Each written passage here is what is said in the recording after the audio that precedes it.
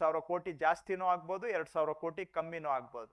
ಯಾಕಂದ್ರೆ ನಾವು ಇದೊಂದು ಅಂದಾಜು ಆಗಿರೋದ್ರಿಂದ ಒಂದು 2,000 ಕೋಟಿ ಆಚೆ ಈಚೆ ತಗೊಂಡ್ರು ಕೂಡ ಏನು ತಪ್ಪು ಇಲ್ಲ. ನೆಕ್ಸ್ಟ್, ಇದನ್ನ ನಾವು ಈಗಾಗಲೇ ನಾನು ಈಗ 17, 18ರಿಂದ 23, 24ಕ್ಕೆ GST ಅಲ್ಲಿ ನಮ್ಗೆ ಆಗಿರೋದು 57,796 ಕೋಟಿ ನಷ್ಟ. 15th ಫೈನಾನ್ಸ್ ಕಮಿಷನ್ ಅವರು ನಮ್ಮ ಶೇರ್ ಅನ್ನ ಕಟ್ ಮಾಡಿದ್ರಿಂದ ಆಗಿರೋ ನಷ್ಟ ಆ 15ನೇ ಹಣಕಾಸು ಆಯೋಗದ ಅವಧಿಗೆ 62,000 ಕೋಟಿ 795. ಹಾಗೆ ಸೆಸ್ಸು ಸರ್ಚಾರ್ಜ್ಗಳಿಂದ ಆಗಿರುವ ನಷ್ಟ. ಮತ್ತೆ ನೆಕ್ಸ್ಟ್ ಬರ್ತೇನೆ, ಸ್ಪೆಷಲ್ ಗ್ರಾಂಟ್ಸ್ ಕೊಟ್ಟಿದ್ರು ನಮ್ಗೆ ಫೈನಾನ್ಸ್ ಕಮಿಷನ್ ಅವರು, ಅದನ್ನ ರಿಜೆಕ್ಟ್ ಮಾಡಿದ್ರಿಂದ 11,495 ಕೋಟಿ. ಇವೆಲ್ಲ ಸೇರಿಸಿದ್ರೆ ಒಟ್ಟು ಈ ಒಂದು 4-5 ವರ್ಷಗಳ ಅವಧಿಗೆ ನಮ್ಗೆ ಆಗ್ತಾ ಇರುವಂತ ನಷ್ಟ 1,85,000 ಕೋಟಿ, 468 ಕೋಟಿ. ಇದು ಒಂದು ರಫ್ ಅಂದಾಜನ್ನ ನಾವು ಮಾಡಿರ್ತಕ್ಕಂಥದ್ದು. ಈ ಫಿಗರ್ ಬಗ್ಗೆ ಸ್ವಲ್ಪ 10% ಆಚೆ ಈಚೆ ಡಿಬೇಟ್ ಮಾಡ್ಬೋದು, ಬಟ್ 10% ವೇರಿಯೇಷನ್ ಅಷ್ಟೇ.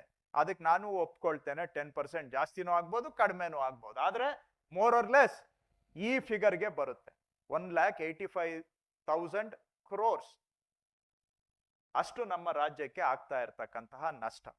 ನೆಕ್ಸ್ಟ್, ಈಗ ಮೇಡಮ್ ಅವರು ಪದೇ ಪದೇ ಹೇಳ್ತಾ ಇದ್ದಾರೆ, ಆಮೇಲೆ ಬೇರೆ ಅವರ ಇವರು ತುತ್ತೂರಿ ಊದರು ಕೂಡ ಸುಮಾರು ಜನ ಅದನ್ನ ಹೇಳ್ತಾ ಇದ್ದಾರೆ. ಇದು 20-21ನೇ ವರ್ಷಕ್ಕೆ ಕೊಟ್ಟಿದ್ದಂತ ರಿಪೋರ್ಟು. ಇದು ಅವ್ರದ್ದು ಫೈನಲ್ ರಿಪೋರ್ಟ್ 21ರಿಂದ 26ನೇ ವರ್ಷಕ್ಕೆ ಕೊಟ್ಟಿರುವಂತಹದ್ದು. ಈ ರಿಪೋರ್ಟ್ ನಲ್ಲಿ ನಮ್ಗೆ 5,495 ಕೋಟಿ ಕೊಟ್ಟಿದ್ರು ರೆಕಮೆಂಡೇಶನ್. ಅದು ಇಲ್ಲಿಗೆ ಕ್ಯಾರಿ ಓವರ್ ಆಗಿಲ್ಲ ಅಂತ ಹೇಳ್ತಾ ಇದ್ದಾರೆ. ನಾನು ಇದನ್ನ ತಮ್ಗೆ ಯಾಕೆ ತೋರಿಸ್ತಾ ಇದ್ದೀನಿ ಅಂತ ಹೇಳಿದ್ರೆ, ಸ್ವಲ್ಪ ದಯವಿಟ್ಟು ನೋಡಿ, ಇದರಲ್ಲಿ ಎಲ್ಲಾದ್ರೂ ಇದು ಸ್ಪಷ್ಟವಾಗಿ ಹೇಳುತ್ತೆ 20-21ನೇ ಸಾಲಿಗೆ ಅಂತ. This is the only report for 2021. ಆಯ್ತಾ?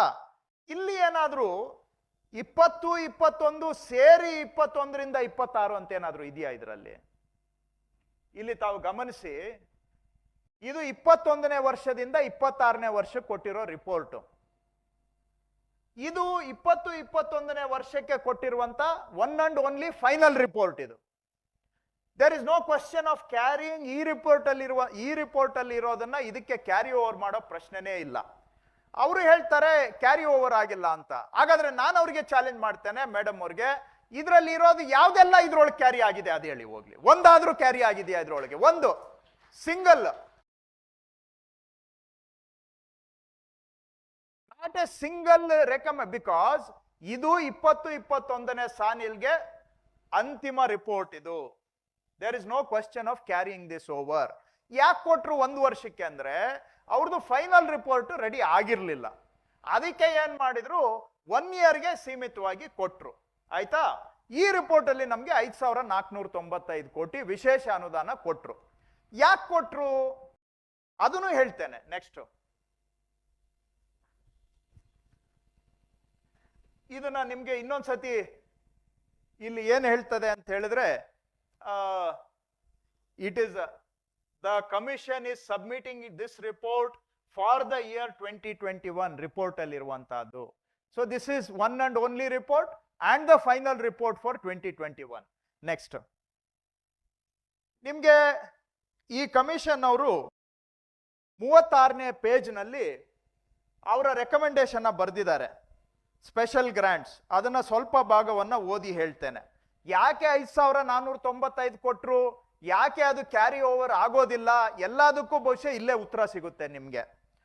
V believe that during 2021 no state should as a result of our recommendation get less than the total amount of devolution received in the previous year 1920. ಅಂದ್ರೆ ನಮ್ಮ ಹಣಕಾಸು ಆಯೋಗದ ಶಿಫಾರಸ್ಸಿನಿಂದ ಯಾವುದೇ ರಾಜ್ಯಕ್ಕೂ ಕೂಡ ಆ ಹಿಂದಿನ ವರ್ಷ 19-20ನೇ ಸಾಲಿನಲ್ಲಿ ಎಷ್ಟು ಅನುದಾನ ಬಂದಿತ್ತು ಅದಕ್ಕಿಂತ ಕಡಿಮೆ ಬರಬಾರದು.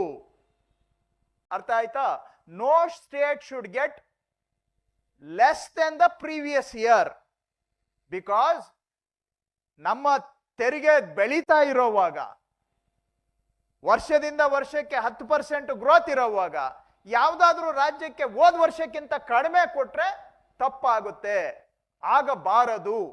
Especially because of our recommendation no state should get less than the previous year ಅಂತ ಹೇಳಿ ಅವ್ರೇನ್ ಹೇಳ್ತಾರೆ, it is believed that this is a sound principle and should be adhered to ಅಂತ ಬರೀತಾರೆ.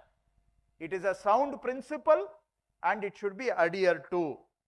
We have noted that the sum of tax devolution is projected to decline for 3 states, namely Karnataka. ಅವ್ರು ಏನ್ ಲೆಕ್ಕ ಹಾಕಿದ್ದಾರೆ ಇಲ್ಲಿ ತಾವು ನೋಡಬಹುದು. ಕರ್ನಾಟಕಕ್ಕೆ 19-20ನೇ ಸಾಲಿನಲ್ಲಿ ತೆರಿಗೆಯಲ್ಲಿ ಪಾಲು 36,675 ಕೋಟಿ ಇದೆ. ಆದ್ರೆ ನಮ್ಮ ರೆಕಮೆಂಡೇಶನ್ ಇಂದ ಅವರ ಪಾಲು 31,180 ಕೋಟಿಗೆ ಇಳಿತಾ ಇದೆ ಬಿಕಾಸ್ ಆಫ್ ಅವರ್ ರೆಕಮೆಂಡೇಶನ್. ಆ ಗ್ಯಾಪ್ 5,495 ಕೋಟಿ ಇದೆ. ಯಾವ ರಾಜ್ಯಕ್ಕೂ ಕೂಡ 19-20ಕ್ಕೆ ಕಂಪೇರ್ ಮಾಡಿದ್ರೆ 20-21ರಲ್ಲಿ ಅಟ್ಲೀಸ್ಟ್ ಈಕ್ವಲ್ ಆದ್ರೂ ಬರಬೇಕು, ಬಿಟ್ರೆ ಕಮ್ಮಿ ಆಗ್ಬಾರ್ದು, ಕಟ್ ಆಗ್ಬಾರ್ದು ಯಾವುದೇ ರಾಜ್ಯಕ್ಕೆ ಅಂತೇಳಿ ಕರ್ನಾಟಕಕ್ಕೆ ಕಟ್ ಆಗ್ತಾ ಇದೆ ಅನ್ನೋ ಕಾರಣದಿಂದ 5,495 ಕೋಟಿ ಆ ವರ್ಷ ಆಗ್ತಾ ಇರುವ ಕೋತಾವನ್ನ ಸರಿದೂಗಿಸ್ಲಿಕ್ಕೆ 5,495 ಕೋಟಿ ಕೊಟ್ಟಿದ್ದು. ಅರ್ಥ ಆಯ್ತು ಅಂತ ಅನ್ಕೊಳ್ತೇನೆ. ಆ ವರ್ಷ ಕರ್ನಾಟಕ ಕಟ್ ಆಗ್ತಾ ಇದೆ. ಇದು ಅನ್ಫೋರ್ಸೀನ್, ಅನ್ಆಂಟಿಸಿಪೇಟೆಡ್, ಅನಿರೀಕ್ಷಿತ. ಯಾವ ರಾಜ್ಯಕ್ಕೂ ಕೂಡ ಕೇಂದ್ರದಿಂದ ತೆರಿಗೆಯಲ್ಲಿ ಪಾಲು ಬರ್ತಕ್ಕಂತಹದ್ದು ಕಡಿತ ಆದ್ರೆ ಅದನ್ನ ತಡೆದುಕೊಳ್ಳೋದು ಕಷ್ಟ ಆಗುತ್ತೆ. ಕನಿಷ್ಠ ಹಿಂದಿನ ವರ್ಷದಷ್ಟಾದ್ರೂ ನಾವು ಕೊಡಬೇಕು ಅಂತೇಳಿ ಆ ಗ್ಯಾಪ್ ಏನಿದೆ 5,495 ಈ ವರ್ಷಕ್ಕೆ ಕೊಡಬೇಕು ಅಂತ ಅವರು ಕೊಟ್ಟಿದ್ದು. ಯಾವುದು 20-21ನೇ ವರ್ಷ. ಯಾಕೆ ಕೊಟ್ಟಿದ್ದು? ಕಡಿಮೆ ಆಗ್ತಾ ಇದೆ, ಕಡಿಮೆ ಆಗಬಾರದು ಅಂತ ಕೊಟ್ಟಿದ್ದು. ಈಗ ಇದನ್ನ ಮುಂದಿನ ವರ್ಷ ಕ್ಯಾರಿ ಓವರ್ ಮಾಡೋ ಪ್ರಸಂಗ ಬರುತ್ತಾ? ಯಾಕೆಂದ್ರೆ it is meant to compensate for the loss in this year. ಈ ವರ್ಷದಲ್ಲಿ ಆಗಿರುವ ನಷ್ಟಕ್ಕೆ ಪರಿಹಾರವಾಗಿ ಅದನ್ನ ಕೊಟ್ಟಿರ್ತಕ್ಕಂತಹದ್ದು. ಸೊ ಅವರು ಇದಕ್ಕೆ ಕೇಂದ್ರ ಸರ್ಕಾರದವ್ರು ಹೇಳ್ತಾರೆ ಇದು ಅನ್ಜಸ್ಟಿಫೈಡ್ ಪ್ರಿನ್ಸಿಪಲ್ ಅಂತ. ಏನ್ ಹೇಳ್ತಾರೆ? ಇದು ಅನ್ಜಸ್ಟಿಫೈಡ್ ಪ್ರಿನ್ಸಿಪಲ್. ಯಾವ್ದು ಅನ್ಜಸ್ಟಿಫೈಡ್ ಪ್ರಿನ್ಸಿಪಲ್? ಸಡನ್ ಆಗಿ ನಮ್ಗೆ ಬರ್ತಾ ಇದ್ದ ದುಡ್ಡಲ್ಲಿ ನೀವು 23% ಕಟ್ ಮಾಡ್ತಾ ಇದ್ದೀರಿ. ಅದಕ್ಕೆ ಕಟ್ ಆಗಿದ್ದನ್ನ ಸ್ವಲ್ಪ ಒಂದು ಟ್ರಾನ್ಸಿಷನ್ ಇಯರ್ ಅಲ್ಲಿ ಸ್ವಲ್ಪ ಶಕ್ತಿ ತಡ್ಕೊಳ್ಳೋದಿಕ್ಕೆ ಒಂದು ಸ್ಪೆಷಲ್ ಗ್ರಾಂಟ್ ಅಂತ ಕೊಟ್ರೆ 23% ನಮ್ಮದು ಕಟ್ ಮಾಡಿದ್ದಲ್ಲ, ಆ ಟ್ರಾನ್ಸಿಷನ್ಗೆ ಸ್ವಲ್ಪ ಬಫರ್ ಆಗಲಿ ಅಂತ 5,495 ಕೊಟ್ರೆ ಇಟ್ ಇಸ್ ಅನ್ಜಸ್ಟಿಫೈಡ್ ಅಂತ ಹೇಳ್ತಾರೆ ಸೆಂಟ್ರಲ್ ಗವರ್ಮೆಂಟ್ ಅವರು. ಈಗ ಮೇಡಮ್ ಹೇಳ್ತಾರೆ ಇದು ಕ್ಯಾರಿ ಓವರ್ ಆಗಿಲ್ಲ, ಫೈನಲ್ ರಿಪೋರ್ಟ್ಗೆ ಕ್ಯಾರಿ ಓವರ್ ಆಗಿಲ್ಲ ಅಂತ ಹೇಳ್ತಾರೆ. ನಿಮ್ಗೆ ನಾನೀಗ ತೋರಿಸ್ತೇನೆ. ಫೈನಾನ್ಸ್ ಕಮಿಷನ್ ಅವರು ಒಂದು ವರದಿಯನ್ನ ಕೊಟ್ರೆ ಇದ್ರ ಬಗ್ಗೆ ಆಕ್ಷನ್ ಟೇಕನ್ ರಿಪೋರ್ಟ್ ಅನ್ನ ಪಾರ್ಲಿಮೆಂಟ್ ಅಲ್ಲಿ ಪ್ಲೇಸ್ ಮಾಡಲೇಬೇಕು. ಇದು ಕಾನ್ಸ್ಟಿಟ್ಯೂಷನಲ್ ಆಬ್ಲಿಗೇಷನ್. ಅಲ್ಲಿ ಮೇಡಮ್ ಏನ್ ಹೇಳಿದ್ದಾರೆ ಅನ್ನೋದನ್ನ ನೆಕ್ಸ್ಟ್ ತೋರಿಸ್ತೇನೆ. ಬಹುಶಃ ಯಾಕೆ ಕ್ಯಾರಿ ಓವರ್ ಆಗ್ಲಿಲ್ಲ ಅನ್ನೋದಕ್ಕೂ ಅಲ್ಲೇ ಉತ್ತರ ಸಿಗುತ್ತೆ. ನೆಕ್ಸ್ಟ್ ಸ್ಲೈಡ್ ಹೋಗಿ. ಇದು ಫೈನಲ್ ರಿಪೋರ್ಟ್ ಅಲ್ಲಿ ನಮ್ಗೆ 6,000 ಕೋಟಿ ಕೊಟ್ಟಿದ್ದಾರೆ. ಅದು ಹೇಳ್ಬಿಡ್ತೇನೆ, ಹೇಳ್ಬಿಟ್ಟು ನೆಕ್ಸ್ಟ್ ಪಾಯಿಂಟ್ಗೆ ಬರ್ತೇನೆ. ಈ ರಿಪೋರ್ಟ್ ಅಲ್ಲಿ ನಮಗೆ ಕರ್ನಾಟಕಕ್ಕೆ ಪೇಜ್ ನಂಬರ್ 325ರಲ್ಲಿ 6,000 ಕೋಟಿ ಕರ್ನಾಟಕಕ್ಕೆ ಶಿಫಾರಸು ಮಾಡಿದ್ದಾರೆ ಸ್ಪೆಷಲ್ ಗ್ರಾಂಟ್. ಆಯ್ತು ಮೇಡಮ್, ಈಗ ಇದರಲ್ಲಿ ಇದ್ದಿದ್ದ 5,495 ಕೋಟಿ ಈ ರಿಪೋರ್ಟ್ಗೆ ಬರಲಿಲ್ಲ, ಒಪ್ಕೊಳ್ಳೋಣ. ಇದರಲ್ಲಿ 6,000 ಕೋಟಿ ಇದೆಯಲ್ಲ ಫೈನಲ್ ರಿಪೋರ್ಟ್ ಅಲ್ಲಿ, 6,000 ಕೋಟಿಯಲ್ಲಿ 6 ಪೈಸಾನಾದ್ರೂ ಕೊಟ್ಟಿದ್ದೀರಾ ತಾವು? ಇದಕ್ಕೇನು ನೆಪ? ಹಾಗಾದ್ರೆ ಇದು ಇದ್ರೊಳಗೆ ಕ್ಯಾರಿ ಓವರ್ ಆಗ್ಲಿಲ್ಲ ಅಂತ ವಾದ ಮಾಡ್ತೀರಿ, ಕರೆಕ್ಟ್? ಆದ್ರೆ ಇದರಲ್ಲಿ ಬೇರೆ 6,000 ಕೋಟಿ ಇದೆಯಲ್ಲ. ಈಗ 4 ವರ್ಷ ಆಯ್ತಲ್ಲ ಈ ರಿಪೋರ್ಟ್ ಸಬ್ಮಿಷನ್ ಆಗಿ. 4 ವರ್ಷದಲ್ಲಿ ನಮ್ಗೆ ಕೊಟ್ಟಿರೋ ಈ 6,000 ಕೋಟಿಯಲ್ಲಿ 6 ಪೈಸಾನೂ ಕೊಟ್ಟಿಲ್ವಲ್ಲ. ಇದಕ್ಕೆ ಬೇಕಾದಷ್ಟು ಲೆಟರ್ಗಳು ನಾವೆಲ್ಲ ಬರ್ದಿದೀವಲ್ಲ, ಇದನ್ನಾದ್ರೂ ಇಂಪ್ಲಿಮೆಂಟ್ ಮಾಡ್ಬೋದಾಗಿತ್ತಲ್ಲ. ಇದನ್ನು ಕಸ್ಕೊಂಡಿದ್ದೀರಲ್ಲ ಕರ್ನಾಟಕದಿಂದ. ಅದಕ್ಕೇನು ಉತ್ತರ? ಹಾಗಾದ್ರೆ ಇದನ್ನ ಕೇಳಿದ್ರೆ ಹೇಳ್ತಾರೆ ಫೈನಲ್ ರಿಪೋರ್ಟ್ ಅಲ್ಲಿ ಇಲ್ಲ. ಫೈನಲ್ ರಿಪೋರ್ಟ್ ಅಲ್ಲಿ ಬೇರೆ ಒಂದು 6,000 ಕೋಟಿ ಇದೆ, ಅದನ್ನ ಯಾಕೆ ಕೊಟ್ಟಿಲ್ಲ ಅಂದ್ರೆ ಅದಕ್ಕೆ ಉತ್ತರ ಇಲ್ಲ. ಒಟ್ಟಾರೆ ಉದ್ದೇಶ ಏನು ಅಂದ್ರೆ ಕರ್ನಾಟಕದಿಂದ ಕಸ್ದುಕೊಳ್ಬೇಕು. ಏನೋ ಒಂದು ಕಳ್ಳನ್ಗೊಂದು ಪಿಳ್ಳೆ ನೆವ ಅಂತ ಹೇಳ್ತಾರಲ್ಲ, ಹಂಗೆ ಇದನ್ನ ಕೇಳಿದ್ರೆ ಅದನ್ನ ನಮ್ಮ ಕೋಲಾರ ಹಳ್ಳಿ ಭಾಷೆಯಲ್ಲಿ ಕೈ ಹಿಡಿದ್ರೆ ಕಾಲ್ಗೆ ಹಾಕ್ತಾರೆ, ಕಾಲ್ ಹಿಡಿದ್ರೆ ಕೈಗೆ ಹಾಕ್ತಾರೆ ಅಂತ. ಹಂಗೆ ಒಟ್ಟು ಏನೋ ಮಾಡಿ ಇಲ್ಲಿಂದ ಅಲ್ಲಿಗೆ, ಅಲ್ಲಿಂದ ಇಲ್ಲಿಗೆ ಆ ಲೆಕ್ಕ ಏನೋ ಲೆಕ್ಕ ಹೇಳ್ತಾರಲ್ಲ, ತಿಪ್ಪೆ ಸಾರಿಸೋದು, ಆ ತರ ಲೆಕ್ಕಗಳು ಹೇಳಿ ನಮ್ಮನ್ನ ಯಾಮಾರಿಸೋದು ಉದ್ದೇಶ ಅಷ್ಟೇ ಬಿಟ್ರೆ ಬೇರೆ ಏನೂ ಇಲ್ಲ. ಈಗ ನಿಜವಾಗಿ ಅವರ ಉದ್ದೇಶ ಏನು ಅನ್ನೋದನ್ನ ನೆಕ್ಸ್ಟ್ ಸ್ಲೈಡ್ ಅಲ್ಲಿ ನಿಮ್ಗೆ ತೋರಿಸ್ತೇನೆ.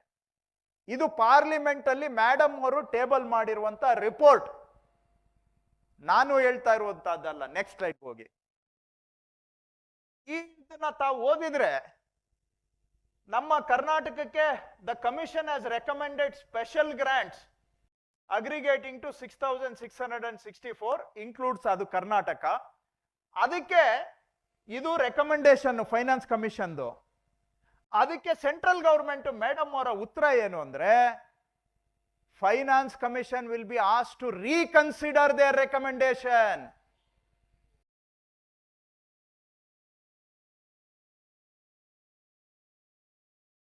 ಅದ್ರದ್ದು ಬೇಕಾದ್ರೆ ನಂತರ ಇಲ್ಲಿದೆ ಪ್ರಿಂಟು.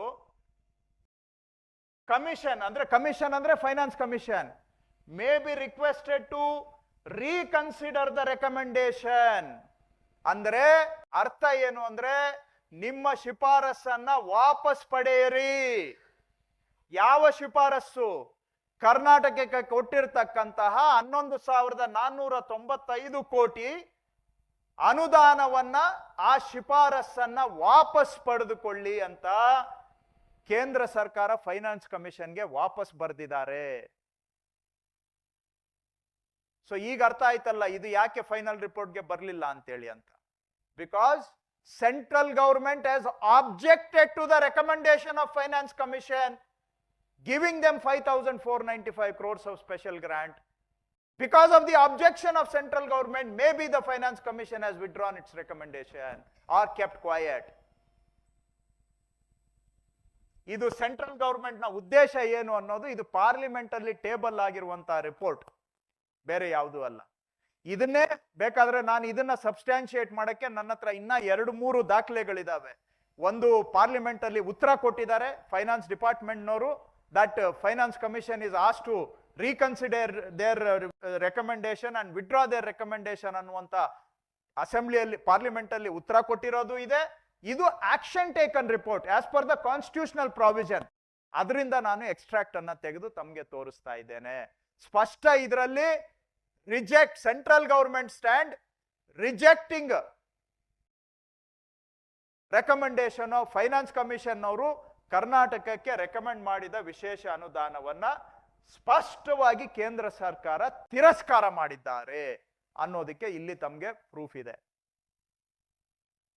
ಇದು ವಾಸ್ತವಾಂಶ. ಮುಂದೆ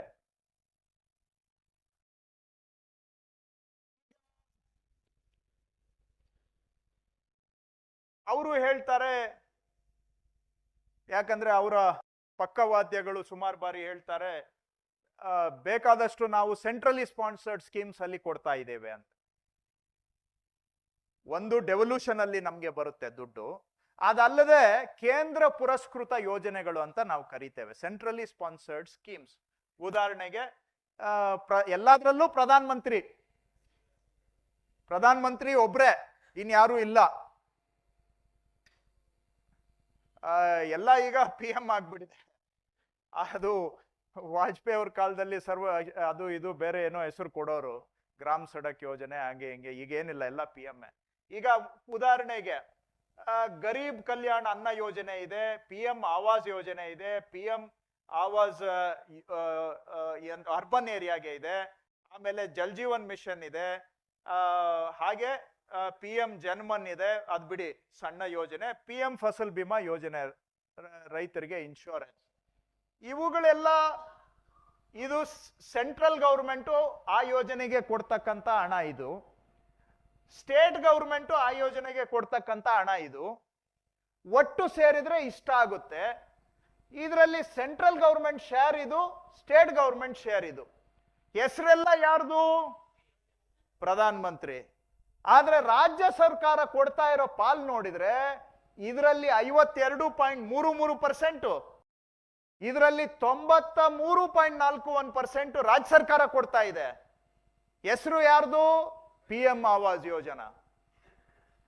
ನೆಕ್ಸ್ಟ್ ಅರ್ಬನ್ಗೆ ಬಂದ್ರೆ 62.76% ರಾಜ್ಯ ಸರ್ಕಾರ ಕೊಡ್ತಾ ಇರೋದು. ಸೆಂಟ್ರಲ್ ಶೇರು ಬರೀ 37.24%.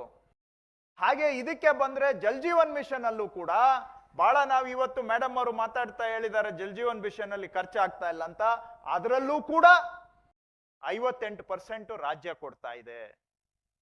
ಹೆಸರು ಮಾತ್ರ ಸೆಂಟ್ರಲ್ಲು, ಆದ್ರೆ ಹಣ ನೋಡಿದ್ರೆ ರಾಜ್ಯ ಸರ್ಕಾರದ ಬಜೆಟ್ ಇಂದ ಹೋಗ್ತಾ ಇದೆ, ನಮ್ಮ ಬಜೆಟ್ ಇಂದ. ಹಾಗೆ PM ಜನ ಆರೋಗ್ಯ ಯೋಜನಾದಲ್ಲಿ 78% ರಾಜ್ಯ ಸರ್ಕಾರ ಕೊಡ್ತಾ ಇದೆ. ಹಾಗೆ ನೀವು ಅದು ಬಿಡಿ, PM ಫಸಲ್ ಬಿಮಾ ಯೋಜನೆಯಲ್ಲಿ 50%, 50.7 ಅಂದ್ರೆ 51% ರಾಜ್ಯ ಸರ್ಕಾರ ಕೊಡ್ತಾ ಇದೆ. ಸೊ ಅವ್ರು ಹೇಳ್ತಾರಲ್ಲ ನಾವೆಲ್ಲ ಕೊಡ್ತಾ ಇದೀವಿ ಅಂತ, ಅವ್ರು ನಮ್ಮದು ಕಸ್ಕೊಂಡಿದ್ದಲ್ದೆ ನಮ್ಮ ಹತ್ರ ಇರುವಂತ ನಮ್ಮ ಓನ್ ದುಡ್ಡು ಕೂಡ ಎಲ್ಲ ಸೆಂಟ್ರಲ್ ಸ್ಕೀಮ್ಗಳಿಗೆ ಹೋಗ್ತಾ ಇದೆ ಇವತ್ತು. ಯಾಕೆಂದ್ರೆ ಅವ್ರ ಗೈಡ್ಲೈನ್ಸ್ ಅಲ್ಲಿ ಆ ತರ ಮಾಡ್ತಾರೆ, ಹೇಳೋದಿಕ್ಕೆ 50%, 60% ಅಂತ ಹೇಳ್ತಾರೆ. ಈಗ ಜಲ್ ಜೀವನ್ ಮಿಷನ್, ನಾನು RDPR ಮಿನಿಸ್ಟರ್ ಆಗಿದ್ದೆ, ಅವ್ರದ್ದು ಏನಂದ್ರೆ ಊರೊಳಗಡೆ ನಲ್ಲಿ ಹಾಕೋದು, ಊರೊಳಗಡೆ ಟ್ಯಾಂಕ್ ಕಟ್ಟೋದು, ಮನೆ ಮನೆಗೆ ಪೈಪ್ ಹಾಕೋದು, ಅದರಲ್ಲಿ 60% ಕೊಡ್ತಾರೆ. ಆದ್ರೆ ನೀರೆಲ್ಲಿಂದ ಬರಬೇಕು ಅದು ನಮಗ್ ಗೊತ್ತಿಲ್ಲ. ಸೊ ನೀರು ಎಲ್ಲೋ ನದಿ ಮೂಲದಿಂದ ತರಬೇಕಾದ್ರೆ ಅದಕ್ಕೆ ತಗಲೋ ಖರ್ಚಲ್ಲಿ ಪಾಲಿಲ್ಲ. ನಾನು ಒಂದು ವರ್ಷ ಬಹಳ ಪ್ರಯತ್ನ ಮಾಡಿದೆ ಅವ್ರಿಗೆ ಕನ್ವಿನ್ಸ್ ಮಾಡ್ಲಿಕ್ಕೆ. ಪಾಪ ಒಳ್ಳೆ ಆಫೀಸರ್ ಇದ್ರು, ವಿಶ್ವನಾಥನ್ ಅಯ್ಯರ್ ಅಂತ. ಆಗ ಅವ್ರಿಗೆ ಏನೇನೋ ನಾವು ರಿಕ್ವೆಸ್ಟ್ ಮಾಡಿದ್ವಿ, ಅವರು ಯಾವ ಅಂದ್ರು ಕೊನೆಗೆ ಒಪ್ಪಲೇ ಇಲ್ಲ. ಸೊ ನೀರಿನ ಮೂಲದ ಖರ್ಚು ಅದರಲ್ಲಿ ಸೇರಿಲ್ಲ. ಈಗ ನೀರು ಮೂಲನೇ ಇಲ್ಲದೆ ಡಿಸ್ಟ್ರಿಬ್ಯೂಷನ್ ಮಾಡಿದ್ರೆ ಬರೀ ಶೋ ಮಾಡಕ್ಕೆ ಹರ್ಗರ್ಕೋ ನಲ್ಲಿ ಏನೋ ನಲ್ಲಿ, ಹರ್ಗರ್ಗೋ ನಲ್ಲಿ. ಆದ್ರೆ ಅದ್ರೊಳಗೆ ನೀರು ಬರ್ಬೇಕಲ್ಲ, ನೀರು ತರಬೇಕು ಅಂದ್ರೆ ಅದು ನಿಮ್ ದುಡ್ಡಲ್ಲಿ ಮಾಡ್ಕೊಳ್ಳಿ. ಹಿಂಗ ಮಾಡಿ ಏನಾಗುತ್ತೆ, ಈ ತರ ಸ್ಕೀಮ್ ಅನ್ನ ಡಿಸೈನ್ ಮಾಡಿ ಆ ಹೊರೆ ಎಲ್ಲ ಸೆಂಟ್ರ್ ಹೆಸರು ಅವ್ರದ್ದು. ಈಗ PM ಆವಾಸ್ ಯೋಜನಾ ನೋಡಿ, ಅರ್ಬನ್ ಏರಿಯಾಗೆ 63% ನಾವು ಖರ್ಚು ಮಾಡ್ತಾ ಇದ್ದೀವಿ, ರೂರಲ್ ಏರಿಯಾಗೆ 90%. ಅದು ಅದರಲ್ಲೂ ಕೂಡ ಒಂದು 60% ಅಂತ ಇಟ್ಕೊಳ್ಳೋಣ, ಇಲ್ಲಿ 93 ತೋರಿಸಿದ್ರು ಕೆಲವು ವರ್ಷ ನಾವು ಜಾಸ್ತಿ ಕೊಟ್ಟಿದ್ದೇವೆ. ಓವರ್ ಆಲ್ ಬ್ಯಾಲೆನ್ಸ್ ತಗೊಂಡಾಗ 65-70% ನಮ್ಮದು ಬರುತ್ತೆ, ಬರೀ 30% ಅವ್ರಿಗೆ ಬರ್ತದೆ. ಇದು ಸೆಂಟ್ರಲಿ ಸ್ಪಾನ್ಸರ್ಡ್ ಸ್ಕೀಮ್ಗಳಿಗೆ ದುಡ್ಡು ಕೊಡ್ತಾ ಇದ್ದೀವಿ, ಡೆವಲ್ಯೂಷನ್ ಅಲ್ಲದೆ ಅಂತ ಹೇಳ್ತಾರಲ್ಲ, ಇದು ಸೆಂಟ್ರಲಿ ಸ್ಪಾನ್ಸರ್ಡ್ ಸ್ಕೀಮ್ಗಳ ಕತೆ. ನೆಕ್ಸ್ಟ್, ಈಗ ಮೇಡಮ್ ಅವರು ಇವತ್ತು ಹೇಳಿದ್ದಾರೆ, ಪ್ರತಿ ಬಾರಿ ಹೇಳ್ತಾರೆ, ನಮ್ಗೆ UPA ಕಾಲದಲ್ಲಿ ಇಷ್ಟು ಕೊಟ್ಟಿದ್ರು, ಇವಾಗ ನಾವು ಇಷ್ಟು ಕೊಟ್ಟಿದ್ದೀವಿ, 240% ಜಾಸ್ತಿ ಆಗಿದೆ ಅಂತ ಹೇಳ್ತಾರೆ. UPA ಕಾಲದಲ್ಲಿ ಸೆಂಟ್ರಲ್ ಗವರ್ಮೆಂಟ್ ಬಜೆಟ್ ಇದ್ದಿದ್ದು 5 ಲಕ್ಷದಿಂದ 12 ಲಕ್ಷ ಕೋಟಿ ಇತ್ತು. ಇವ್ರದ್ದು ಶುರುವಾದಾಗ 13, 14, 15 ಲಕ್ಷ ಕೋಟಿಯಿಂದ ಶುರುವಾಗಿದ್ದು ಇವತ್ತು 45 ಲಕ್ಷ ಕೋಟಿ ಇದೆ ಸೆಂಟ್ರಲ್ ಬಜೆಟ್ ಸೈಜ್. ಅದೇ ಅವಧಿಯಲ್ಲಿ ನೀವು ನಮ್ಮ ರಾಜ್ಯ ಸರ್ಕಾರದ್ದು ಬಜೆಟ್ ನೋಡಿದ್ರೆ 15-16ರಲ್ಲಿ ನಮ್ದು 1,42,000 ಕೋಟಿ ಇತ್ತು. ಅದೇ 23-24ಕ್ಕೆ 3,27,000 ಕೋಟಿ ಆಯ್ತು. ಆಯ್ತಾ? ಈಗ ಸೆಂಟ್ರಲ್ ಗವರ್ಮೆಂಟ್ನವ್ರು ಅಷ್ಟು ಕೊಡ್ತಾ ಇದ್ದಾರೆ ಅಂತ ಅವ್ರು ಹೇಳ್ತಾರಲ್ಲ, ಅದನ್ನ ಕಂಪೇರ್ ಮಾಡೋಣ. ನಂಬರ್ಸ್ ಜಾಸ್ತಿ ಆಗಿದೆ. ನಂಬರ್ ಯಾಕೆ ಜಾಸ್ತಿ ಆಗುತ್ತೆ? ಬಜೆಟ್ ಸೈಜ್ ಜಾಸ್ತಿ ಆದಂಗೆ ನಂಬರ್ ಜಾಸ್ತಿ ಆಗೇ ಆಗುತ್ತೆ. ಕಾಲ ಕಳೆದಂಗೆ ಇನ್ಫ್ಲೇಷನ್ ಆದಂಗೆ ಅಮೌಂಟ್ ಜಾಸ್ತಿ ಆಗೇ ಆಗುತ್ತೆ. ಮೊದಲಿಗೆ ವ್ಯಾಟ್ ಟ್ಯಾಕ್ಸ್ ಎಲ್ಲ ನಮ್ಮ ಹತ್ರನೇ ಇರ್ತಾ ಇತ್ತು, ಇವಾಗ GST ಎಲ್ಲ ಅವ್ರಿಗೆ ಹೋಗ್ತಾ ಇದೆ. ಸೊ ಹಂಗಾಗಿ ಆ ವಿಚಾರ ಬಂದಾಗ ಬಜೆಟ್ ಸೈಜು ಅವ್ರದ್ದು ಜಾಸ್ತಿ ಆಗಿದೆ, ನಮ್ದು ಜಾಸ್ತಿ ಆಗಿದೆ. ಹಾಗಾಗಿ ಕಾಲಕ್ರಮೇಣವಾಗಿ ಸ್ವಾಭಾವಿಕವಾಗಿ ಕೇಂದ್ರದಿಂದ ನಮ್ಗೆ ಬರುವಂತ ಹಣ ಪ್ರಮಾಣ ಅಂದ್ರೆ ಹಣದ ಅಬ್ಸಲ್ಯೂಟ್ ನಂಬರ್ಸ್ ಜಾಸ್ತಿ ಆಗಿದೆ. ಆದ್ರೆ ಅವರ ಬಜೆಟ್ ಅಲ್ಲಿ ನಮ್ಗೆ ಎಷ್ಟು ಪರ್ಸೆಂಟೇಜ್ ಕೊಡ್ತಾ ಇದ್ದಾರೆ ಅನ್ನೋದು ನೋಡ್ಬೇಕಲ್ಲ, ಅಲ್ಲಿ ತಾನೇ ಸಿಗೋದು ನಮ್ಗೆ. ಯಾಕೆಂದ್ರೆ ಅವ್ರೇನ್ ಹೇಳ್ತಾರೆ, 2010ರಲ್ಲಿ 100 ರೂಪಾಯಿ ಕೊಟ್ಟಿದ್ರು, ಇವತ್ತು ನಾವು 240 ರೂಪಾಯಿ ಕೊಡ್ತಾ ಇದ್ದೀವಿ ಅಂತ ಹೇಳ್ತಾರೆ. ಕರೆಕ್ಟ್. ಸೊ 240 ಆಗ್ಬಿಟ್ಟಿದೆ, ಆವತ್ತು ಬರೀ 100 ರೂಪಾಯಿ ಕೊಟ್ಟಿದ್ರು ಅಂತ. ಆಯ್ತು ಸ್ವಾಮಿ, ನಿಮ್ಮ ಹತ್ರ ಇವತ್ತು ಎಷ್ಟಿದೆ ಕೈಯಲ್ಲಿ ದುಡ್ಡು ಆವತ್ತಿಗೆ ಕಂಪೇರ್ ಮಾಡಿದ್ರೆ? ಅದನ್ನ ನಾವು ನೋಡಿದಾಗ ಈಗ ನೋಡಿ, ಅವ್ರ ಬಜೆಟ್ 15-16ರಲ್ಲಿ 17 ಲಕ್ಷ ಕೋಟಿ ಇತ್ತು, ಈಗ 45 ಲಕ್ಷ ಕೋಟಿಗೆ ಹೋಗಿದೆ ಹೋದ್ ವರ್ಷ. ಆಯ್ತಾ? ಅವರ ಬಜೆಟ್ ನಲ್ಲಿ ನಮ್ಮ ರಾಜ್ಯಕ್ಕೆ ಬರುವಂತ ಪರ್ಸೆಂಟೇಜ್ ಎಷ್ಟು ಅಂತ ನೋಡಿದ್ರೆ 17-18ರಲ್ಲಿ 2% ಸೆಂಟ್ರಲ್ ಗವರ್ಮೆಂಟ್ ಬಜೆಟ್ ನಮ್ಮ ರಾಜ್ಯಕ್ಕೆ ಬರ್ತಾ ಇತ್ತು. ಸೆಂಟ್ರಲ್ ಗವರ್ಮೆಂಟ್ ಬಜೆಟ್ ನಲ್ಲಿ 2% ನಮಗ್ ಬರ್ತಾ ಇತ್ತು, ಈಗ ಬರ್ತಾ ಇರೋದು 1.23%. ಅಮೌಂಟ್ ಜಾಸ್ತಿ ಆಗಿದೆ, ಇಲ್ಲ ಅಂತ ನಾನು ಹೇಳೋದಿಲ್ಲ, ಆದ್ರೆ ಅಮೌಂಟ್ ಜಾಸ್ತಿ ಆಗಿರಬಹುದು. 43,000 ಕೋಟಿ ಇದ್ದಿದ್ದು ಈಗ 55,000 ಕೋಟಿ ಆಗಿದೆ. ಆದ್ರೆ ಸೆಂಟ್ರಲ್ ಗವರ್ಮೆಂಟ್ ಬಜೆಟ್ಗೆ ನೀವು ಕಂಪೇರ್ ಮಾಡಿದ್ರೆ ಆವಾಗ 2% ಕರ್ನಾಟಕ ಬರ್ತಾ ಇದ್ರೆ ಈಗ ಬರ್ತಾ ಇರೋದು ಬರೀ 1.23%. ಅದು ಸೆಂಟ್ರಲ್ ಬಜೆಟ್ ಅಲ್ಲಿ. ನಮ್ಮ ಸ್ಟೇಟ್ ಬಜೆಟ್ ನೋಡಿ, ಹಿಂದೆ ಏನಾಗ್ತಾ ಇತ್ತು, 2017-18ರಲ್ಲಿ ನಮ್ಮ ರಾಜ್ಯದ ಬಜೆಟ್ 1,86,000 ಕೋಟಿ ಇತ್ತು. ಆ ಬಜೆಟ್ ಒಳಗಡೆ 23% ನಮ್ಗೆ ಸೆಂಟ್ರಲ್ ಗವರ್ಮೆಂಟ್ ಇಂದ ನಾನಾ ರೂಪದಲ್ಲಿ ಬರ್ತಾ ಇತ್ತು. ಡೆವಲ್ಯೂಷನ್ ಮುಖಾಂತರ ಬರ್ತಾ ಇತ್ತು, ತೆರಿಗೆಯಲ್ಲಿ ನಮ್ಮ ಪಾಲು, ಅಥವಾ ಸೆಂಟ್ರಲಿ ಸ್ಪಾನ್ಸರ್ಡ್ ಸ್ಕೀಮ್ಸ್ ಅಂದ್ರೆ ಕೇಂದ್ರ ಪುರಸ್ಕೃತ ಯೋಜನೆಗಳ ಮುಖಾಂತರ ಗ್ರಾಂಟಿನ್ ಏಡ್ ಅಂತಾರಲ್ಲ, ಗ್ರಾಂಟಿನ್ ಏಡ್ ರೂಪದಲ್ಲಿ ಮತ್ತೆ ಡೆವಲ್ಯೂಷನ್ ರೂಪದಲ್ಲಿ ನಮ್ಮ 1,86,000 ಕೋಟಿ ಬಜೆಟ್ ನಲ್ಲಿ 23% ಸೆಂಟ್ರಲ್ ಗವರ್ಮೆಂಟ್ ಇಂದ ಬರ್ತಾ ಇತ್ತು. ಈಗ ಬರ್ತಾ ಬರ್ತಾ ಅದು ಬರೀ 16.94ಕ್ಕೆ ಇಳಿದಿದೆ. ಸೊ ನಮ್ಮ ರಾಜ್ಯ ಏನಾಗಿದೆ ಅಂದ್ರೆ, ಕೇಂದ್ರದಿಂದ ನಮಗೆ ಬರೋದು ವರ್ಷ ವರ್ಷ ಕಡಿಮೆ ಆಗ್ತಾ ಇದೆ, ನಾವಾಗಿ ನಾವು ನಿರ್ವಹಣೆ ಮಾಡ್ಕೊಳ್ತಕ್ಕಂತ ಅನಿವಾರ್ಯ ಆಗಿದೆ. ನಮ್ಮ ಸ್ವಂತ ಸಂಪನ್ಮೂಲದಿಂದ ನಾವು ಬಜೆಟ್ ಮಾಡ್ಕೊಳ್ಳೋಂಗ್ ಆಗ್ತಾ ಇದೆ. ಯಾಕೆಂದ್ರೆ ಸೆಂಟ್ರಿಂದ ಬರೋದು ಇಲ್ಲೇ ನೋಡಿದ್ರೆ ನೀವು 23, 21, 19, 19, 17, 18, 16 ಕಾಲಕ್ರಮೇಣವಾಗಿ ಸೆಂಟ್ರಲ್ ಕಾಂಟ್ರಿಬ್ಯೂಷನ್ ನಮ್ಮ ಬಜೆಟ್ ಒಳಗಡೆ ಯಾವ ತರ ಶ್ರಿಂಕ್ ಆಗಿದೆ ಅನ್ನೋದಕ್ಕೆ ಉದಾಹರಣೆ.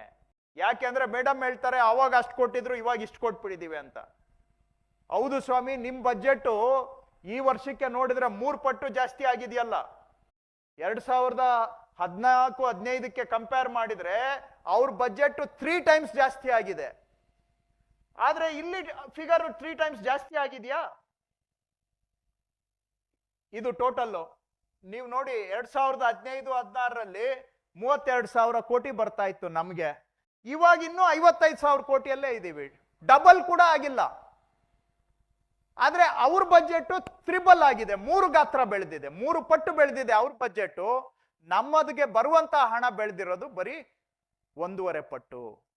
ಇನ್ನ 1.5 ಪಟ್ಟು ನಮ್ಮ ರಾಜ್ಯಕ್ಕೆ ಬರ್ತಾ ಇದ್ದಿದ್ದನ್ನ ಅವರೇ ಇಟ್ಕೊಂಡಿದ್ದಾರೆ.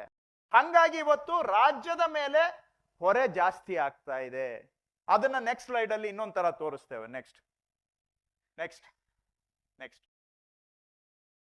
ಈಗ ನೋಡಿ, ಬೇರೆ ರಾಜ್ಯಗಳಿಗೆ ನಾನು ನಿಮ್ಗೆ ಕಂಪ್ಯಾರಿಸನ್ ಕೊಟ್ಟಿದ್ದೀನಿ. ಕರ್ನಾಟಕ ಇಲ್ಲಿದೆ. ಈ ನಾವು ನಮ್ಮ ಒಟ್ಟು ಸಂಪನ್ಮೂಲ 2,63,000 ಕೋಟಿ.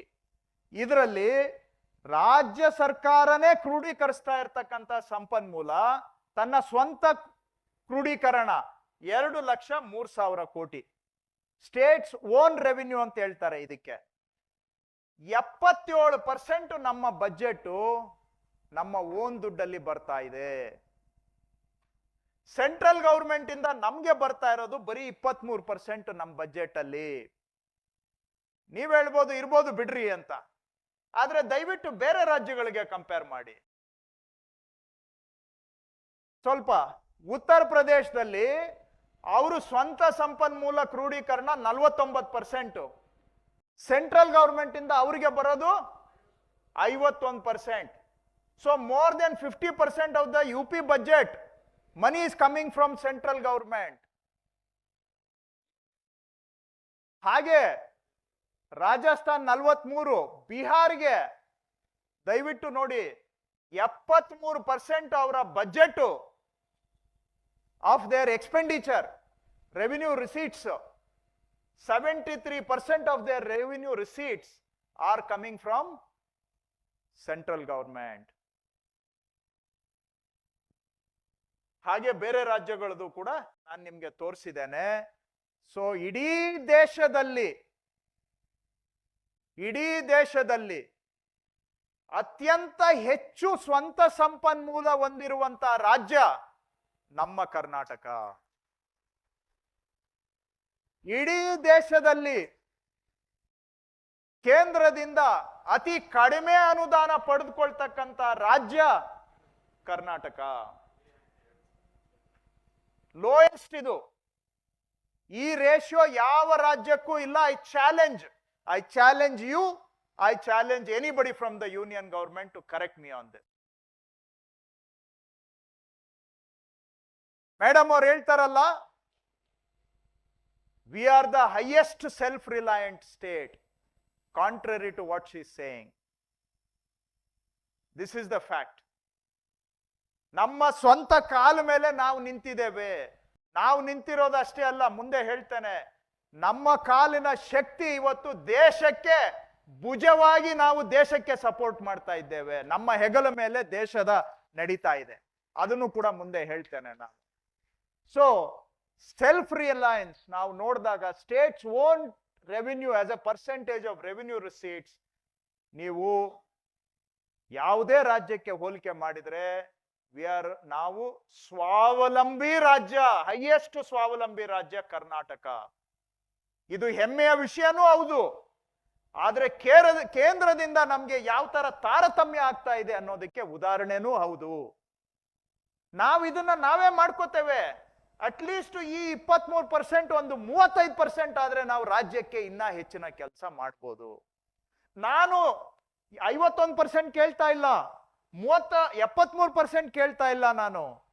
ನನ್ಗೆ ಅಟ್ಲೀಸ್ಟ್ 23 ಇರೋದನ್ನ ಒಂದು 35-40 ಆದ್ರೂ ಮಾಡಿ ಅಂತ ಅಷ್ಟೇ ನಾವು ಕೇಳ್ತಾ ಇರೋದು. ನಾವು ದುರಾಸೆ ಹೊಂದಿಲ್ಲ ಕನ್ನಡಿಗರು. ನಮ್ಮ ಹಕ್ಕನ್ನ ನಾವು ಕೇಳ್ತಾ ಇದ್ದೇವೆ, ನಮ್ಮ ಹಕ್ಕಿನ ಪಾಲನ್ನ ಕೇಳ್ತಾ ಇದ್ದೇವೆ. ಬಿಟ್ರೆ ಬೇರೆಯವ್ರದ್ದು ಕಸ್ಕೊಳ್ಳುವಂತ ಉದ್ದೇಶ ನಮ್ಗಿಲ್ಲ. ಬೇರೆಯವ್ರಿಗೆ ನಾವು ಕೊಡಕ್ಕೆ ತಯಾರಿದ್ದೇವೆ. ಕನ್ನಡಿಗರು ಕಷ್ಟಪಟ್ಟು ದುಡಿದು ಬೆವರು ಸುರಿಸಿ ನಮ್ಮ ತೆರಿಗೆ ದುಡ್ಡು ಬೇರೆಯವ್ರಿಗೆ ಕೊಡೋದಕ್ಕೂ ನಾವು ತಯಾರಿದ್ದೇವೆ. ಆದ್ರೆ ನಮ್ಮನ್ನ ಇಸಕ್ಬೇಡಿ. ಮುಂದೆ ನೆಕ್ಸ್ಟ್ ಸ್ಲೈಡ್. ಇದನ್ನ ತಾವೆಲ್ಲರೂ ಬಹುಶಃ ನೋಡಿದ್ದೀರಾ. 100 ರೂಪಾಯಿ ನಾವು ನೇರ ತೆರಿಗೆ ಕಟ್ಟಿದ್ರೆ ಯಾವ್ಯಾವ ರಾಜ್ಯಕ್ಕೆ ಎಷ್ಟು ಹೋಗುತ್ತೆ ಅಂತ. ನಾವು ಕರ್ನಾಟಕದಲ್ಲಿ 100 ರೂಪಾಯಿ ತೆರಿಗೆ ಕಟ್ಟಿದ್ರೆ ನಮ್ಗೆ ಬರ್ತಕ್ಕಂಥದ್ದು 12-14 ರೂಪಾಯಿ ಅಷ್ಟೇ. ಇದು ಬೇರೆ ಬೇರೆ ಲೆಕ್ಕ ಹಾಕ್ತಕ್ಕಂಥ ರೀತಿಗಳಿದ್ದಾವೆ. ಇದು ಒಂದು ಅಂದಾಜು. ಇದು ನಾನು ಹಾಕಿರೋ ಲೆಕ್ಕ ಅಲ್ಲ, ಸ್ವಾಯತ್ತ ಸಂಸ್ಥೆಗಳು ಇಂಡಿಪೆಂಡೆಂಟ್ ಬಾಡೀಸ್ ಹಾಕಿರ್ತಕ್ಕಂಥ ಲೆಕ್ಕಾಚಾರ. ಅದನ್ನ ನಾನು ಗ್ರಾಫಿಕ್ಸ್ ಇಂಪೋರ್ಟ್ ಮಾಡಿದ್ದೇನೆ ಇಲ್ಲಿ.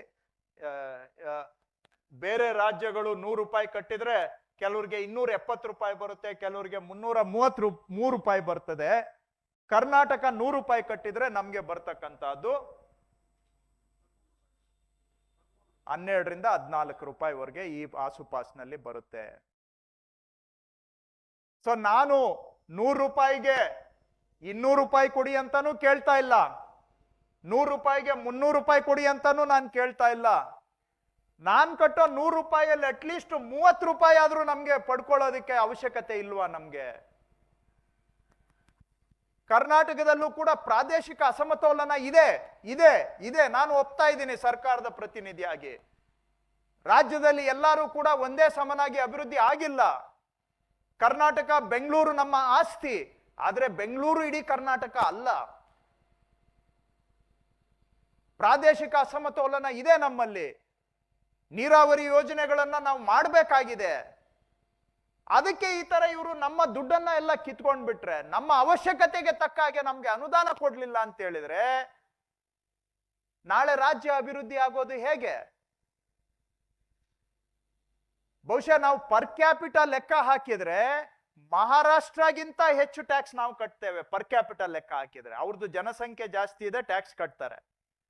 ಟೋಟಲ್ ಅಲ್ಲಿ ತಗೊಂಡ್ರೆ ಅವ್ರು ನಂಬರ್ 1, ನಾವು ನಂಬರ್ 2 ಇದ್ದೇವೆ. Second highest tax paying state ನಾವು. ಪರ್ ಕ್ಯಾಪಿಟಲ್ ತಗೊಂಡ್ರೆ ಬಹುಶಃ ನಾವು 1ನೇ ಸ್ಥಾನಕ್ಕೆ ಬಂದ್ರು ಬರಬಹುದು. ಹೈಯೆಸ್ಟ್ ಟ್ಯಾಕ್ಸ್ ಕಟ್ಟುವಂತ ನಾವು ನಮ್ಮ ಹಣದಲ್ಲಿ ಬೇರೆ ರಾಜ್ಯಗಳಿಗೆ ಕೊಡ್ತಾ ಇದ್ದೇವೆ. ಸಂತೋಷ ಇದೆ, ಅದರ ಬಗ್ಗೆ ನನಗೆ ಅಸೂಯೆ ಇಲ್ಲ, ಹೊಟ್ಟೆ ಕಿಚ್ಚಿಲ್ಲ, ಹೆಮ್ಮೆ ಇದೆ ನನಗೆ.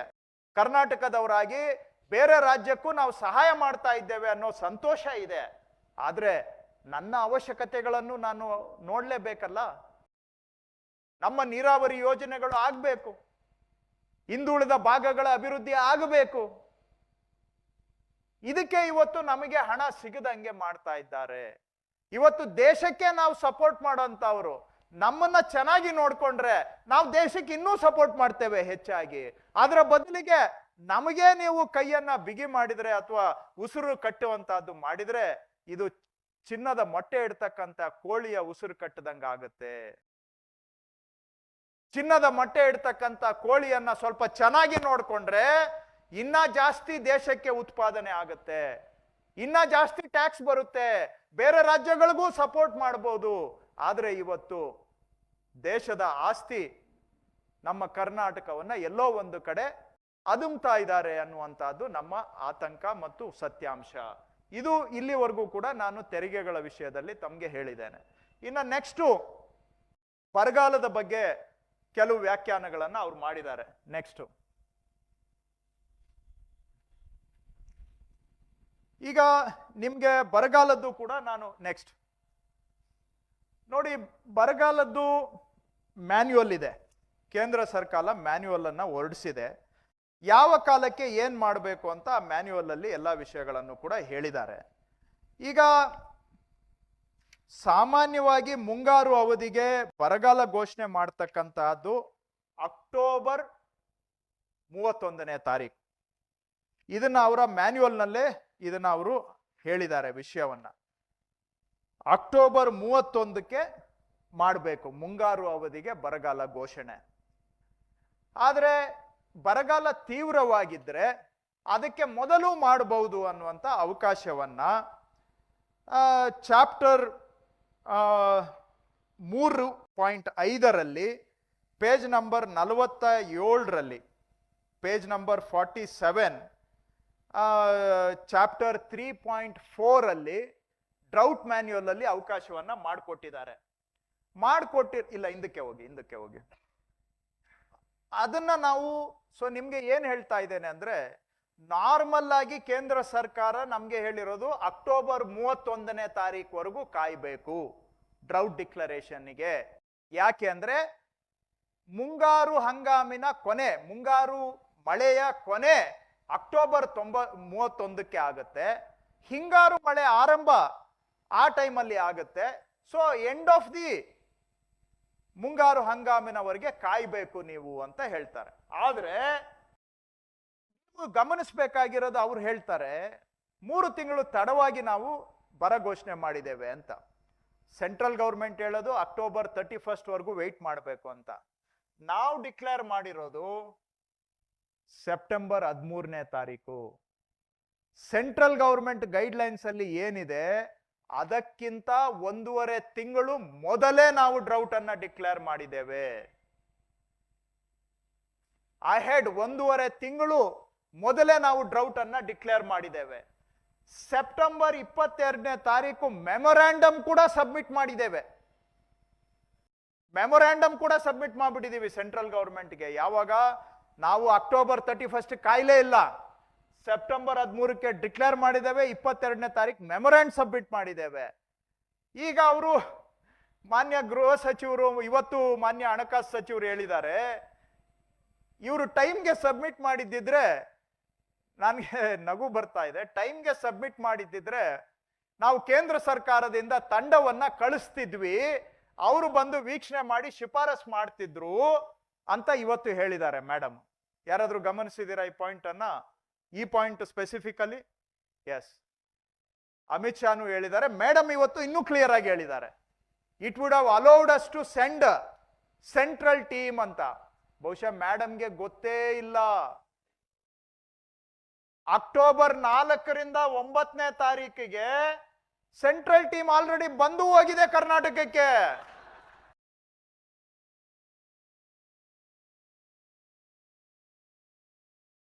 ಅವ್ರು ಯಾರೋ ಪಕ್ಕದಲ್ಲಿರುವಂತ ಬಟ್ಟಂಗಿಗಳು ಏನೋ ಬರ್ಕೊಟ್ಟಿದ್ದನ್ನ ಮೇಡಮ್ ಓದ್ಬಿಟ್ಟಿದ್ದಾರೆ ಅಂತ ಕಾಣುತ್ತೆ. ಆ ಬಟ್ಟಂಗಿಗಳು ಅವ್ರ ಕೆಲಸ ಏನೋ ಬಟ್ಟಂಗಿತನ ಮಾಡೋದು, ವಾಸ್ತವ ತಿಳ್ಕೊಳ್ಳೋದಾ? ಬಟ್ಟಂಗಿಗಳಿಂದ ಇನ್ನೇನು ನಿರೀಕ್ಷೆ ಮಾಡ್ಲಿಕ್ಕೆ ಸಾಧ್ಯ? ನಾವು ಮೆಮೊರಾಂಡಮ್ ಕೊಟ್ಟು ಆಗಿದೆ, ಸೆಂಟ್ರಲ್ ಗೌರ್ಮೆಂಟ್ ಇಂದ ಟೀಮ್ ಬಂದೂ ಆಗಿದ್ದಾರೆ, 13 ಜಿಲ್ಲೆಗೆ ಭೇಟಿ ಕೊಟ್ಟಿದ್ದಾರೆ, ನನ್ನ ಜೊತೆ ಭೇಟಿ ಮಾಡಿದ್ದಾರೆ, ಸಿಎಂ ಜೊತೆ ಭೇಟಿ ಮಾಡಿದ್ದಾರೆ. ಕರ್ನಾಟಕದ 13 ಜಿಲ್ಲೆಯಲ್ಲಿ ಪ್ರವಾಸ ಮಾಡಿರೋದನ್ನ ಮಾಧ್ಯಮದವರೇ ಸಾಕ್ಷಿ ಇದ್ದಾರೆ, ಅವರೇ ಕವರ್ ಮಾಡಿದ್ದಾರೆ. ಮೇಡಮ್ ಇವತ್ತು ಹೇಳ್ತಾರೆ, if they had submitted in time, it would have allowed us to send a central team ಅಂತ. Madam, thanks to your officers, the central team has already come and inspected Karnataka, and next they have also submitted their report. ಯಾವ ತಾರೀಕಿಗೆ ಅವರು ಅದಕ್ಕೆ inter ministerial central team ಅಂತ ಕರೀತಾರೆ, IMCT. Central ಟೀಮ್ಗೆ ಅವರು ಬಳಸುವಂತ ಪದ ಇಂಟರ್ ಮಿನಿಸ್ಟೀರಿಯಲ್ ಸೆಂಟ್ರಲ್ ಟೀಮ್. ಅವರು ರಿಪೋರ್ಟ್ ಅನ್ನ ಅಕ್ಟೋಬರ್ 20ನೇ ತಾರೀಕಿಗೆ ಸಬ್ಮಿಟ್ ಮಾಡಿಬಿಟ್ಟಿದ್ದಾರೆ ಸೆಂಟ್ರಲ್ ಗವರ್ಮೆಂಟ್ಗೆ. ಸಬ್ಮಿಟ್ ಆಗೋಗಿದೆ. ಡ್ರೌಟ್ ಡಿಕ್ಲೇರ್ ಸೆಪ್ಟೆಂಬರ್ 13, 22 ಮೆಮೊರಾಂಡಮ್, 4 ರಿಂದ 9 ಇನ್ಸ್ಪೆಕ್ಷನ್, IMCT ರಿಪೋರ್ಟ್ 20ನೇ ತಾರೀಕಿಗೆ ಕ್ಲೋಸ್ ಆಗೋಗಿದೆ. ಆಮೇಲೆ ಸೆಂಟ್ರಲ್ ಗವರ್ಮೆಂಟ್ ಕಾನೂನು ಪ್ರಕಾರ sub committee of national executive committee ಅಂತ ಒಂದಿದೆ, ಅದು ಅಗ್ರಿಕಲ್ಚರ್ ಸೆಕ್ರೆಟರಿ ಅಧ್ಯಕ್ಷತೆಯಲ್ಲಿದೆ. ಈ IMCT ರಿಪೋರ್ಟ್ ಕೊಡ್ತಾರಲ್ಲ, ಇದನ್ನ ಇವರು ಪರಿಶೀಲನೆ ಮಾಡಿ ಇವರು ರೆಕಮೆಂಡೇಶನ್ ಕೊಡಬೇಕು. ಯಾರು? ಅಗ್ರಿಕಲ್ಚರ್ ಸೆಕ್ರೆಟರಿ ನೇತೃತ್ವದಲ್ಲಿ ಎಕ್ಸ್ಪೆಂಡಿಚರ್ ಸೆಕ್ರೆಟರಿ ಇರ್ತಾರೆ, ಹೋಮ್ ಜಾಯಿಂಟ್ ಸೆಕ್ರೆಟರಿ ಇರ್ತಾರೆ. ಅವ್ರು ಮೂವರು ಕೂತ್ಕೊಂಡ್ಬಿಟ್ಟು IMCT ರಿಪೋರ್ಟ್ನ ತಗೊಂಡ್ಬಿಟ್ಟು ಅದನ್ನ ಪರಿಶೀಲನೆ ಮಾಡಿ ಹೆಚ್ಚು ಕಮ್ಮಿ ಮಾಡಿ ಇವರು ಶಿಫಾರಸನ್ನ ಕೊಡ್ತಾರೆ, ಇವರು ವರದಿ ಕೊಡ್ತಾರೆ. ಇವರ ವರದಿಯನ್ನ ಪರಿಶೀಲನೆ ಮಾಡಿ ಈ SCNEC ಅನ್ನೋರು ಶಿಫಾರಸನ್ನ ಕೊಡ್ತಾರೆ. ಅವರು ಮೀಟಿಂಗು ನವೆಂಬರ್ 13ನೇ ತಾರೀಕಿಗೆ ಮಾಡಿದ್ದಾರೆ. ಮೇಡಮ್ಗೆ ನಾನು ಮಾಹಿತಿ ಕೊಡ್ತೇನೆ, ಯಾಕಂದ್ರೆ ಅವರ ಬಟ್ಟಂಗಿಗಳು ಕೊಟ್ಟಿಲ್ಲ. Madam, SCNEC has met already on November 13th and I will show you the proof of that also. ಆಮೇಲೆ SCNEC ಈ body, they have finalized their recommendations and sent it to Home Minister on November 20. ಇನ್ನೊಂದು ಬಾರಿ ಹೇಳ್ತೇನೆ, ಈ SCNEC-ನವರು ತಮ್ಮ ಶಿಫಾರಸನ್ನ ಅಂತಿಮಗೊಳಿಸಿ November 20ನೇ ತಾರೀಕಿಗೆ ಗೃಹ ಸಚಿವರ ಹೈ ಲೆವೆಲ್ ಕಮಿಟಿಗೆ ಆಲ್ರೆಡಿ ಕಳಿಸ್ಕೊಟ್ಟಿದ್ದಾರೆ. ಅದಕ್ಕೂ ನನ್ನ ಹತ್ರ ಪ್ರೂಫ್ ಇದೆ. ನೆಕ್ಸ್ಟ್, ಸೊ ಈ ಒಂದು ಟೇಬಲ್ ನಿಮ್ ಪಿಕ್ಚರ್ ಅಲ್ಲಿ ಇರ್ಲಿ, ಇದಕ್ಕೆ ಪ್ರೂಫ್ ನೆಕ್ಸ್ಟ್ ತೋರಿಸ್ತೇನೆ. ನೆಕ್ಸ್ಟ್, ಈ ಟೈಮ್ ಲೈನ್ ಹೇಳ್ತಾರೆ ಇದರಲ್ಲಿ, ಡ್ರೌಟ್ ಮ್ಯಾನ್ಯುವಲ್ ಅಲ್ಲಿ ನಿಮ್ಗೆ ಕಾಣುತ್ತೋ ಇಲ್ವೋ, ಕಾಣ್ತಾ ಇದೆ. ಏನ್ ಹೇಳ್ತಾರೆ ಅಂದ್ರೆ, ಯಾವುದೇ ರಾಜ್ಯ ಬರ ಘೋಷಣೆ ಮಾಡಿದ್ಮೇಲೆ 1 ವಾರದ ಒಳಗಡೆ ಸೆಂಟ್ರಲ್ ಗವರ್ಮೆಂಟ್ಗೆ ಮೆಮೊರಾಂಡಮ್ ಕೊಡಬೇಕು ಅಂತ. ನಾವು 10 ದಿನದಲ್ಲಿ ಕೊಟ್ಟಿದ್ದೇವೆ. ಸೆಪ್ಟೆಂಬರ್ 13ಕ್ಕೆ ಡ್ರೌಟ್ ಡಿಕ್ಲೇರ್ ಮಾಡಿದ್ದೇವೆ. ಸೆಪ್ಟೆಂಬರ್ 22ನೇ ತಾರೀಕು 9ನೇ ದಿನಕ್ಕೆ ನಾವು ಮೆಮೊರಾಂಡಮ್ ಕೊಟ್ಟಿದ್ದೇವೆ. ಅದಾದ್ಮೇಲೆ ದಿ IMCT ವಿಲ್ ಅಂದ್ರೆ ಇದು agriculture secretary, they will set up an inter ministerial central team within 1 week ಅಂತ ಹೇಳ್ತಾರೆ. And IMCT will visit and report to the consideration of central government within 7 days. IMCT ಅವರು ಬಂದ ಮೇಲೆ 7 ದಿನದ ಒಳಗಡೆ central ಗವರ್ಮೆಂಟ್ಗೆ report ಕೊಡಬೇಕು. ಅದಾದ್ಮೇಲೆ the central government will take a final decision on the assistance to the state from NDRF within a month of the IMCT report. IMCT report submit ಆಗಿದ್ದು ಯಾವತ್ತು? October 20ನೇ ತಾರೀಕು. ಇದು ಸೆಂಟ್ರಲ್ ಗವರ್ಮೆಂಟ್ ನ manual for drought management ಏನ್ ಹೇಳುತ್ತೆ? The central government will take a final decision on the assistance to the state from NDRF within 1 month of the IMCT report. IMCT report ಕೊಟ್ಟಿದ್ದು October 20ಕ್ಕೆ. November 20ರೊಳಗಡೆ ಅವರು decision ತಗೊಳ್ಳೇಬೇಕಾಗಿತ್ತು central government. ಆದರೆ ಇಲ್ಲಿವರೆಗೂ ಕೂಡ October 20 ಕಳೆದು November 20, December 20, January 20, February 20, March 20 election announce ಆಗಿದ್ದು March 16ಕ್ಕೆ. ಅದಕ್ಕೆ ಮೊದಲು ಮಾನ್ಯ ಗೃಹ ಸಚಿವರು ಕೇಂದ್ರ ಸರ್ಕಾರ IMCT ಅವರ ರಿಪೋರ್ಟ್ ಅನ್ನ ಅವರ ಟೇಬಲ್ ಮೇಲೆ ಇಟ್ಟು ಧೂಳು ಕುಡಿಯೋದಕ್ಕೆ ಆಗಿ 5 ತಿಂಗಳಾಗಿದೆ. ಇಲ್ಲಿ ಬಂದು ಏನು ವಾಸ್ತವಾಂಶ ಗೊತ್ತಿಲ್ಲದೆ ಹೇಳ್ತಾರೆ 3 ತಿಂಗಳು ಲೇಟ್ ಆಗಿ ಕೊಟ್ರು ಅಂತ. ನಾವು 1.5 ತಿಂಗಳು ಮೊದಲೇ ಕೊಟ್ಟಿದ್ದೇವೆ. ಆಕ್ಚುಯಲ್ ಡೇಟ್ಗಿಂತ 1.5 ತಿಂಗಳು ಮೊದಲೇ ಡಿಕ್ಲೇರ್ ಮಾಡಿ ರಿಪೋರ್ಟ್ ಕೊಟ್ಟಿದ್ದೇವೆ, ಮೆಮೊರಾಂಡಮ್ ಕೊಟ್ಟಿದ್ದೇವೆ. ಎಲ್ಲಾ ಕೆಲಸ ಆಗೋಗಿದೆ. ನಮ್ಮ ಹಳ್ಳಿ ಭಾಷೆಯಲ್ಲಿ ಹೇಳ್ತಾರಲ್ಲ, ಕುಂಡಿ ಕೆಳಗೆ ಹಾಕೊಂಡು ಕುತ್ಕೊಂಡ್ರು ಅಂತ, ಹಂಗೆ ಇವರು ಟೇಬಲ್ ಮೇಲೆ ಫೈಲ್ನ ಧೂಳು ಹಿಡಿಯೋದಕ್ಕೆ ಬಿಟ್ಟು 5 ತಿಂಗಳಾಗ್ಬಿಟ್ಟು ಇವಾಗ ಎಲೆಕ್ಷನ್ ಟೈಮ್ ಅಲ್ಲಿ ಬಂದು ಜುಮ್ಲಾ ಭಾಷಣ್, ಯಾಕಂದ್ರೆ ಇವರೆಲ್ಲ ಜುಮ್ಲಾ ಎಕ್ಸ್ಪರ್ಟ್ ಇಸ್ತಾನೆ.